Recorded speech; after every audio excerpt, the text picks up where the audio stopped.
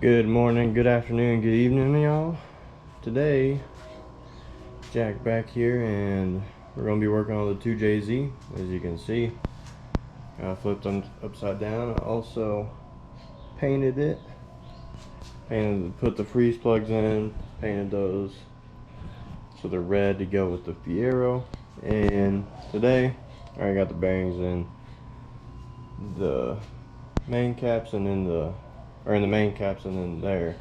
But today we're going to be assembling the bottom end. There's got the crank over here. It's got a lot of flash rust on it, but nowhere on the journals. And water pump kit, my oil pump, that'll be towards the end. And then over here is where all the fun stuff is. Got my rods, pistons, and then fuel. And today we're going to be working on this. It should be pretty interesting. This is my first time building an engine, so probably gonna mess up, but we'll see.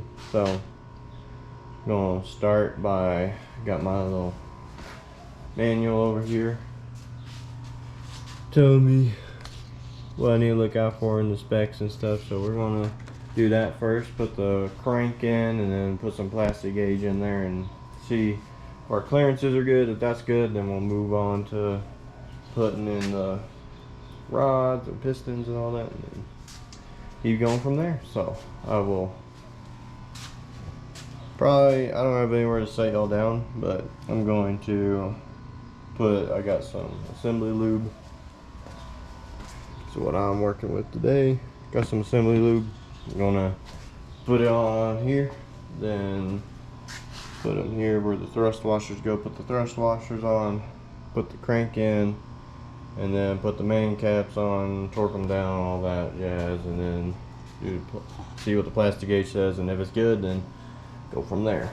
But I'm gonna get started on that, and if something comes up, I will show y'all what happens. Got y'all set up on a chair, so I'll probably just do a time lapse of me putting this all together and all that.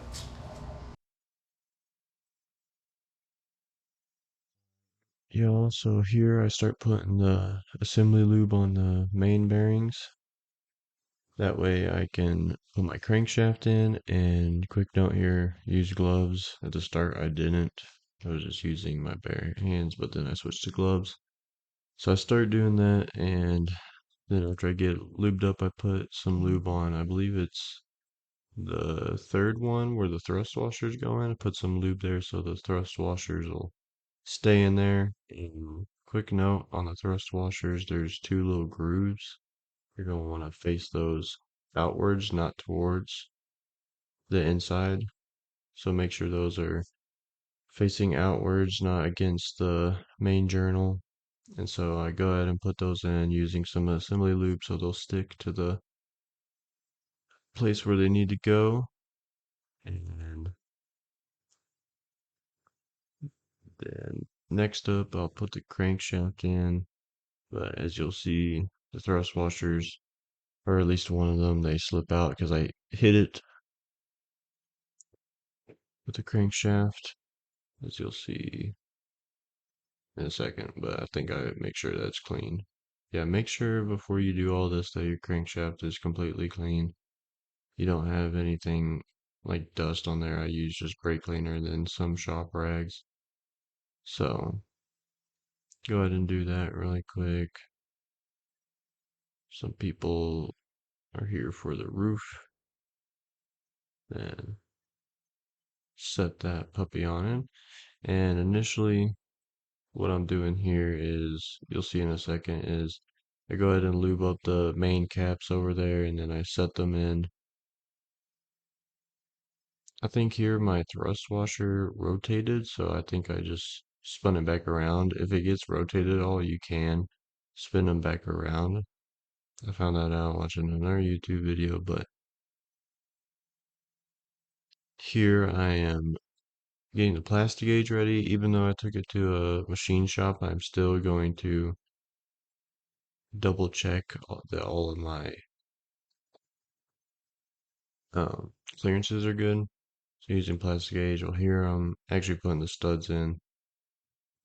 After I put the crank in, I don't think it really matters. I mean, you'll see later that I take out, I don't take the crank out, but I think I would do the studs after you put the crank in, just so you don't accidentally mark the surface of the crank. And what I do is it says hand tight first, but I end up using a little Allen key wrench. That's just so that I can make sure they're tight and snug, because I did notice when I was working them down that one was higher than the other. So just make sure that you get them all about the same height. It says hand tight, but sometimes you might have to just use a tool to make sure that they're completely in. The rest of the video is just me putting the main caps in. I check it with plastic gauge, make sure they're within clearance. I think the loosest they can be is 25 thousandths. If I remember correctly from the service manual I got, I would double check it just to make sure. That's what I think, if I'm remembering correctly off the top of my head. It's been a bit since I recorded this, but the rest of the videos, just me putting the studs in and the main caps and seeing the plastic gauge. But unfortunately my GoPro overheated, I think, and then died, so it won't see the whole video, but then get back to me talking in the video.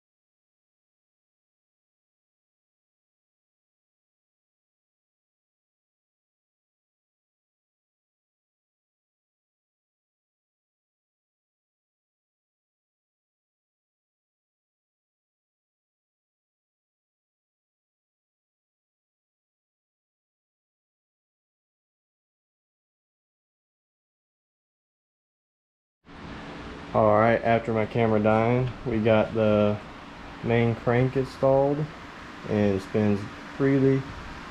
So All the clearances were good. Checked over the plastic gauge. Now we're gonna move on to the connecting rods and pistons. First, me and my girlfriend are gonna go get tea, and then I'm gonna probably do slave labor with her and have me help assemble the rods. And then I'll get back to you once they're all assembled and we're putting them into the block. Alright y'all, it's now the next day and I got all of my pistons and connecting rods ready. Got them labeled too and what direction they need to go. And all the rings are on it and just need to orientate them how they say in the instruction set I got here and start putting them into the engine block. And yeah, clean out these real quick and clean the surfaces on the journals for the connecting rods, and once that's done I'll do 1, 2, 3, 4, 5, 6, and that'll be the main rotating cylinder complete. Alright, got the journals for the connecting rods clean and the cylinders, so when that's clean I'm gonna just set y'all up and do a time lapse. I'm gonna put the bearings in here and then rotate the rings the correct way. You'll have to lube them all up, lube up this, lube up the cylinder walls, and then just do each piston that way. But yeah, that's the plan, and do one at a time, torque them, all that. So just gonna do a time lapse and hopefully it doesn't die this time.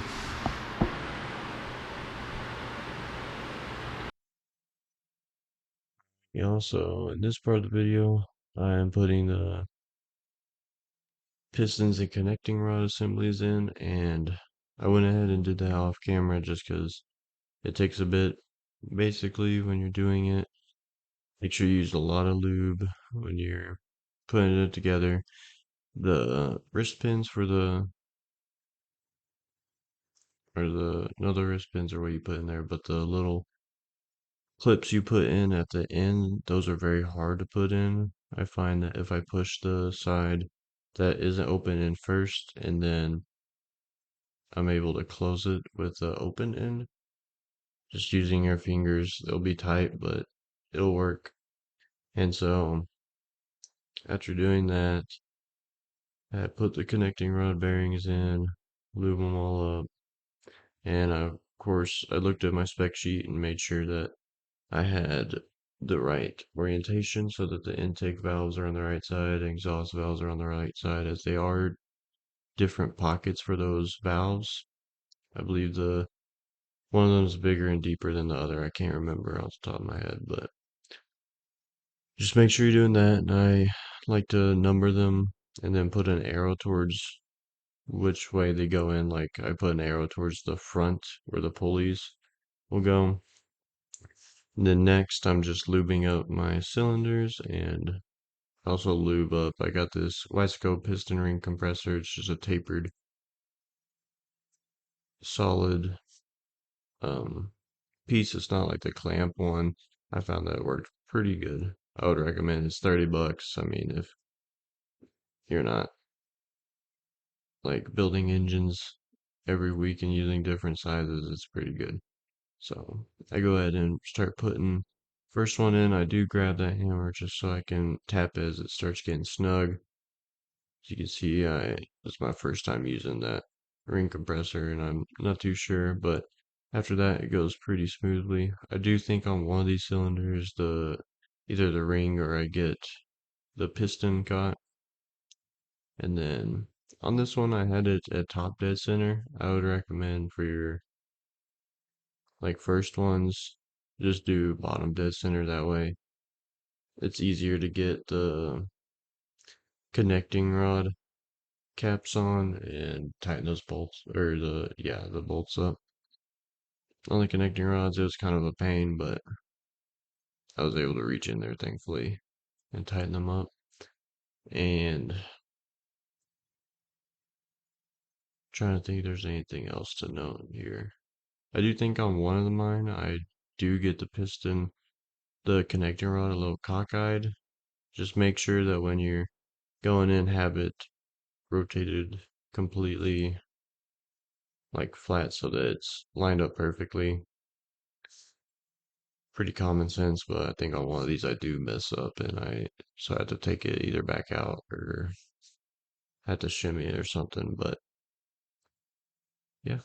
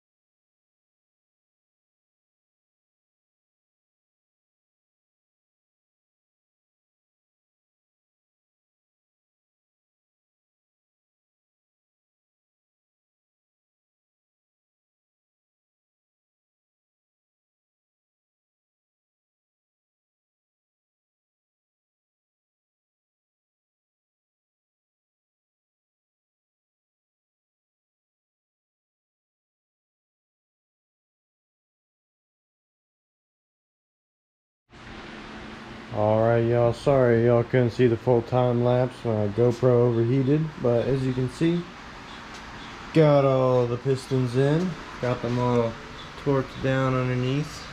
I don't know if you can see that well. And now, done with that part, and it's going to be doing like the rear main seal, oil pump, then eventually oil baffle. I gotta get some more bolts for that, and the water pump. But yeah, the end is in sight, so I'll do make sure it spins. I knew it spun with 4, but don't know about 5. I don't know if I can turn it by hand now, because I always see people using ratchets, but I don't have the crank bolt right now, so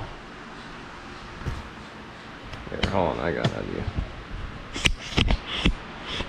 need to use both my hands, but I can't, so instead, oh my gosh, come on Walmart stand, oh gosh, oh man, that actually worked. Okay, see if I can spin a little bit. I kind of bounced on there. Let's see if I can actually turn this thing by hand. If I can, I think that's a pretty good indication that I at least did a somewhat decent job. Oh man, heck yeah. And it goes the other way. Hell yeah. Yeah. Currently, everything rotates. Everything's looking pretty damn spiffy, if I do say so myself. Well, either in this video or I might do it off camera. I haven't decided yet. I will have the oil pump, ream seal, do all that. But I'm gonna go do some pondering real quick and debate about the heat because it is hotter than crap right now. But yeah, this is great, y'all. We're getting closer and closer to mocking it up and actually figuring out how I'm gonna do this dream. I don't even call it a dream, like a fever dream of mine. Yeah. Alright, y'all, so I installed, don't know if y'all can see it, I installed the rear main seal and the oil pump, and I was going to install the water pump, got all these bolts, and then found out that I do not have all the bolts to make this happen. Need some longer ones and I think just one more to be able to bolt this together and all that. So gonna be another day, but I think I'm gonna call it for this video just because did a lot of this video. I'll probably do the water pump off camera because that's literally just bolted on and all that, and then gonna wait on the to put the tensioning stuff in there. But yeah, I didn't mention this at the start of the video, but yesterday I dropped off the head at the machine shop. They're working on that. They're gonna clean it. I think I'm gonna get it back and I'm gonna try and port it in myself, and then I'll take it back up there when I have all the cams and valves and all that and have them put together, just because he was talking to me about how they have to adjust it for the buckets to seat right. So do that, and then from there it's just going to be the more tedious stuff, like figuring out all the sensors, which shouldn't be too bad, and what I missed and all that. That's going to be about the hardest part, is figuring out what bolts I need, what sensors, all that. But that's it for today. Looks beautiful right now. I'm gonna put a trash bag over it just to keep a little bit of the dust off of it. But that's it. Thank y'all for watching. Y'all have a good day.